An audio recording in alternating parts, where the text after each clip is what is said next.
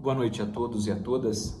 É um prazer poder estar aqui nesta noite, podendo partilhar um pouco com vocês sobre alguns argumentos a favor da vida, a favor do bem-estar social e da continuação da nossa sociedade. É sempre importante contextuar a nossa colocação, uma vez que estamos numa sindemia e estamos quase que por sair dela. Então é nessas condições de sindemia, porque não apenas a doença que se aplica a um setor da sociedade, no caso a sanitária, mas a todas as dimensões sociais, a educacional, religiosa, cultural, educacional. Então todas essas dimensões da sociedade são atingidas por este vírus chamado Covid-19. Essa situação faz com que a gente se reorganize enquanto sociedade. E também faz com que a gente questione alguns dos nossos valores. É quase que um movimento natural de nossa sociedade. Por isso é possível ver valores como paz, fraternidade, confiança, honestidade sendo questionados. Não é à toa que temos vários conflitos armados e violentos espalhados pelo nosso país e também pelo mundo, pela nossa sociedade. Mas hoje queremos falar justamente sobre a questão da descriminalização do aborto ou a interrupção da gestação de uma mulher às 12 semanas. Então nós temos próximos dos 3 meses uma interrupção violenta da vida. E o que nós percebemos é que não se trata apenas de discutir quem trata do tema, se é o legislativo, se é o executivo. Todos podemos conversar na sociedade democrática em que estamos, onde nós escolhemos nossos representantes para que legislem, para que executem, para que julguem sempre a favor do bem-estar comum, do bem-estar social.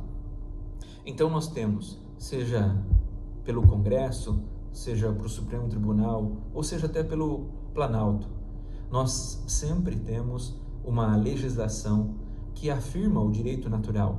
Então é o direito positivo que está como defensor para resguardar a ocasião do direito natural. Então nós temos esse direito positivo que afirma e reafirma o direito natural. E o principal direito inalienável é o direito à vida, o direito das pessoas, o direito do bem-estar, seja da mãe, da mulher, do pai, do esposo, do homem, do filho, da criança, do idoso, do adolescente, de qualquer pessoa.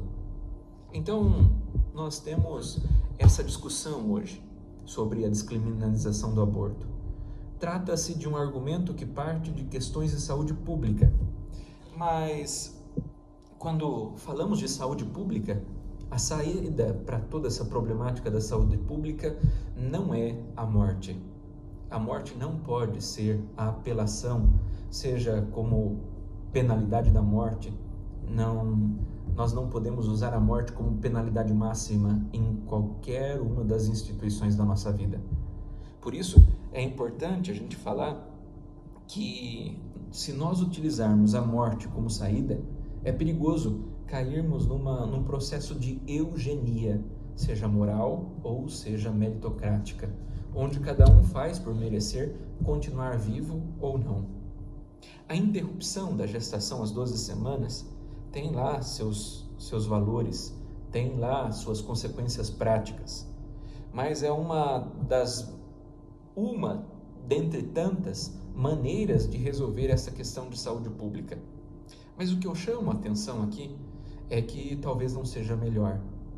É comum nas nossas famílias, é comum na nossa sociedade a gente prevenir antes do que depois reagir a atitudes já instauradas. Por isso também proponho isso como paradigma para a saúde pública. Não que a gente reaja ou continue uma política pública que busque a saúde do bem-estar social através de reações que busquem restaurar a saúde pública, mas que nós busquemos dialogar e conversar, argumentar sobre questões proativas e não só reativas, mas que a gente consiga prevenir para que não haja tais situações. E então podemos utilizar uma gama maior de instrumentos, de atividades, de escolhas, inclusive de discernimento melhor de todas as pessoas que constituem a nossa sociedade. A descriminalização do aborto até as 12 semanas, ela não vai resolver essa questão de saúde pública. Tem consequências na saúde, no nosso sistema único de saúde, inclusive na rede particular, porque ocasionará não apenas uma resolução de algo da saúde pública, mas sim condenará alguns indefesos à morte. Nós já temos um número alto de abortos que acontecem de maneira indiscriminada e inclusive de maneira ilegal. Mas nós não podemos abrir mão disso. Nós precisamos cuidar das causas e não das consequências. Por isso, um dos fatores que nos ajudam nessa discussão e também vão nortear qual vai ser a resolução dessa problemática, que é a descriminalização do aborto, é determinar ou acolher qual é a situação onde começa a vida. E me parece que o direito não tem, o direito civil ou a situação jurídica não tem uma tradição consolidada diante desses novos acontecimentos, diante dessa nova demanda científica, genética ou biotecnológica em que nós vivemos. As ciências jurídicas não estão acompanhando as questões biológicas ou biotecnológicas. Por isso, é importante estabelecer ou investigar qual é o status jurídico da vida humana na sua fase inicial. Por isso, nós percebemos que os avanços tecnológicos dizem para cada um de nós que o início da vida é com a fecundação. E qual o critério? Não é religioso, não é cultural, não é filosófico, não é político, não é econômico, mas sim real. Real porque quando acontece a fecundação, eis que o Projeto Genoma identifica um novo código de DNA. Então nós temos um indivíduo ali que tem uma nova dignidade. Nós temos 23 cromossomos do pai, mais 23 cromossomos maternos que se unem, e é esse ato, esse fato que a biotecnologia determina como um novo ser, uma nova pessoa, um novo ser humano, com uma vida humana própria, um ser humano único, irrepetível, inalienável, um patrimônio genético que jamais se viu na história da humanidade. Hoje, portanto, somos mais de 8 bilhões de pessoas únicas. Então, nós não repetimos. Nós falamos, então, que com a formação desse zigoto, nós temos um novo organismo, a existência de uma nova vida. E é nesse sentido, então, que nós queremos falar desta vida. E se a questão gira em torno, então, da saúde pública, o aborto gera mais vulnerabilidade na mulher que a pratica. Porque além de matar o feto, além de cessar a vida nesse momento, porque é uma vida única, nós temos também danos à mãe. Danos hormonais, porque há um desequilíbrio hormonal no corpo da mulher.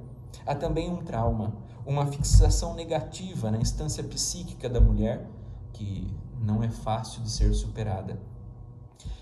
É preciso, então, pensar em todas essas consequências e usar do discernimento, à luz da razão, para imaginarmos o que só uma mulher passa quando ela passa por isso.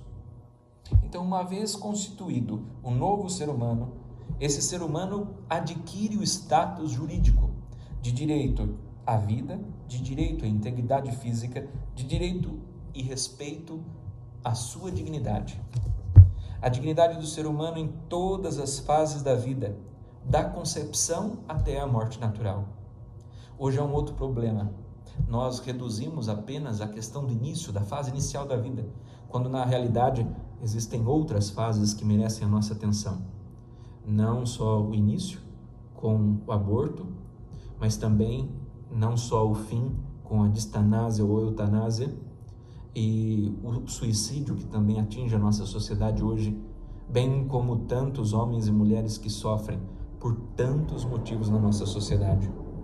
Por isso, o ser humano não é fruto de nenhuma convenção religiosa, filosófica, social, cultural, científica, mas o ser humano é ser humano em si, tem uma dignidade em si, não por aquilo que produz, nem por aquilo que consome, não por quanto pensa e muito menos por quanto reage, mas tem uma dignidade em si, pelo simples fato de existir, de estar aí. Isso se dá de maneira deontológica.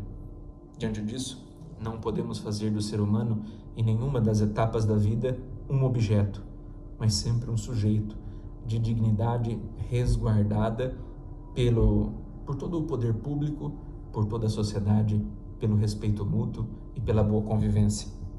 Então existe um nexo intrínseco entre a dimensão ontológica e o valor específico de cada ser humano, do valor único e inalienável, como nos garante a nossa Constituição, Carta Magna de nossa sociedade, que todos os poderes respeitam e se espelham.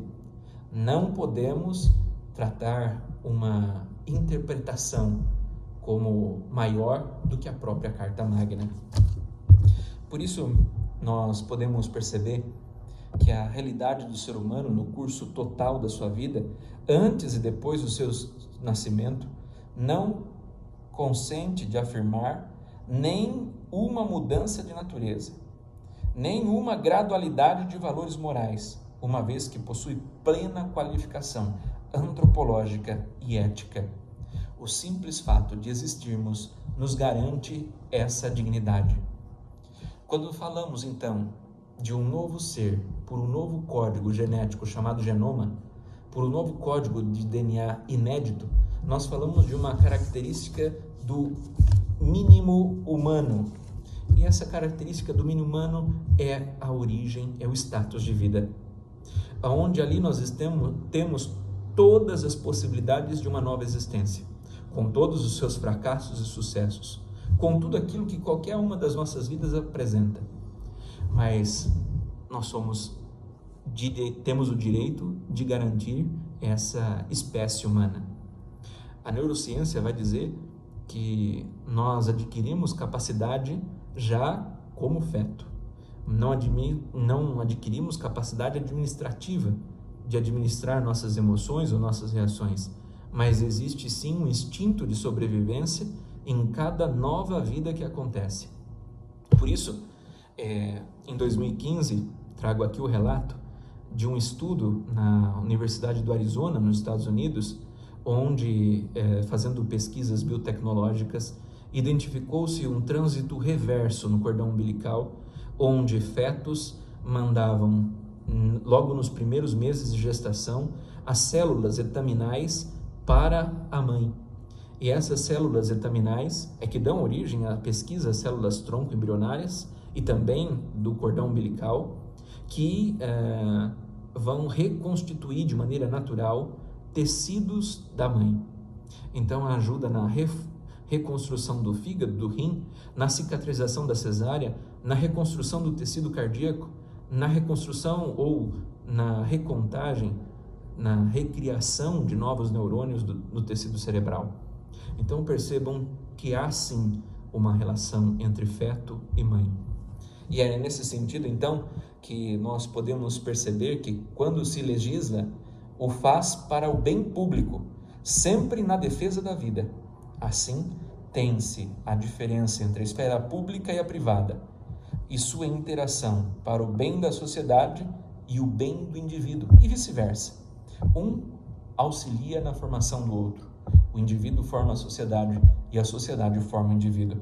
Isso nós aprendemos nas nossas aulas de sociologia, lá no ensino médio. E de alguma forma, a legislação pode declarar honesto aquilo que é o mal em si. De forma alguma. De forma alguma a legislação pode declarar honesto aquilo que é o mal em si. Mesmo quando isso acontece à luz da razão, com belos argumentos que vão determinar, então, o que é uma justificativa jurídica ou não.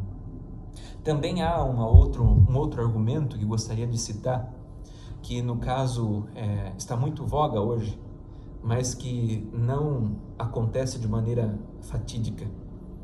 É o argumento da autodeterminação da mulher. Então, a autodeterminação da mulher que escolhe fazer o que quiser sobre o seu próprio corpo realmente é justo e jurídico. Nós precisamos, de maneira factual, fazer com que isso seja resguardado para as nossas mulheres. Mas nós não podemos utilizar esse argumento como justificação jurídica, pois isto contradiz o princípio fundamental do exercício da liberdade. A minha liberdade começa quando sou aberto ao reconhecimento do outro. Por isso, o embrião depende biologicamente da mãe, mas não é parte do corpo dela. É um outro ser, é uma outra pessoa. A liberdade da mãe de não querer a gestação não lhe concede o direito de suprimir essa vida indesejada. Por isso, o aborto não pode ser visto nem como avanço jurídico ou como uma conquista social. Não podemos legislar o direito do mais forte sobre o mais fraco. A mulher continua, em muitas situações, a parte mais injustiçada em muitos contextos sociais, mas o feto ainda é mais frágil que ela. O Estado que legisla o aborto introduz implicitamente o princípio que a vida de uma pessoa depende da vontade do outro, depende da vontade do mais forte. Por isso, o aborto não é uma saída viável para resolver as questões de saúde pública em qualquer situação. Sim, o cuidado com a vida, o cuidado com nós mesmos, porque cada um de nós é um ex-embrião. Cada um de nós é uma vida que cresce, se desenvolve e cuida com seus fracassos e sucessos. Muito obrigado a todos pela atenção, pela consideração e pela paciência.